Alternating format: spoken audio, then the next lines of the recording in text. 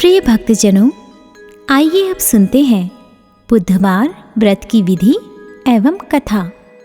ग्रह शांति तथा सर्व सुखों की इच्छा रखने वालों को बुधवार का व्रत करना चाहिए।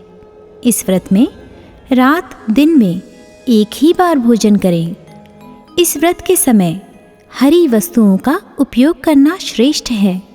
व्रत के अंत में शंकर जी की पूजा धूप बेलपत्र आदि से करनी चाहिए।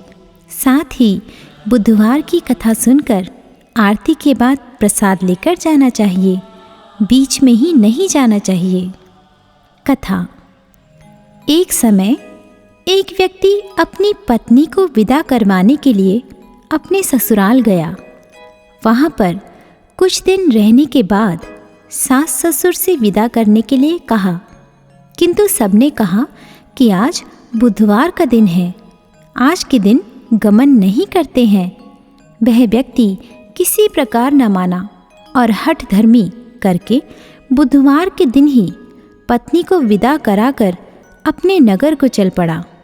राह में उसकी पत्नी को प्यास लगी तो उसने अपने पति से कहा कि मुझे बहुत जोर से प्यास लगी है। तब वह व्यक्ति लोटा लेकर रथ से उतरकर जल भरने चला गया। जैसे ही वह व्यक्ति पानी लेकर अपनी पत्नी के निकट आया तो वह यह देखकर आश्चर्यचकित रह गया कि ठीक उसकी ही जैसी सूरत तथा वेशभूषा वाला एक और व्यक्ति उसकी पत्नी के पास रथ में बैठा हुआ है। उसने क्रोध से कहा कि तू कौन है जो मेरी पत्नी के निकट बैठा है?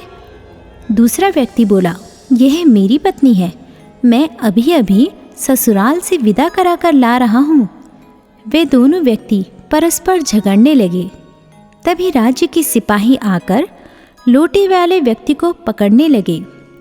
स्त्री से पूछा, तुम्हारा असली पति कौन सा है? तब पत्नी शांत ही रही, क्योंकि दोनों एक जैसे थे। वे किसे अपना असली पति कहें? वह व्यक्ति ईश्वर से प्रार्थना करता हुआ बोला, हे परमेश्वर, यह क्या लीला है कि सच्चा झूठा बन रहा है। तभी आकाशवाणी हुई कि मूर्ख, आज बुधवार के दिन तुझे गमन नहीं करना था, तूने किसी की बात नहीं मानी। यह सब लीला बुद्धदेव भगवान की है। उस व्यक्ति ने बुद्धदेव से प्रार्थना की और अपनी गलती के लिए क्षमा मांगी। तब बुद्धदेव जी अंतर ध्यान हो गए। वह अपनी स्त्री को लेकर घर आया तथा बुधवार का व्रत वे दोनों पति पत्नी नियम पूर्वक करने लगे। जो व्यक्ति इस कथा को श्रवण करता है तथा सुनता है, उसको बुधवार के दिन यात्रा करने से कोई दोष नहीं लगता।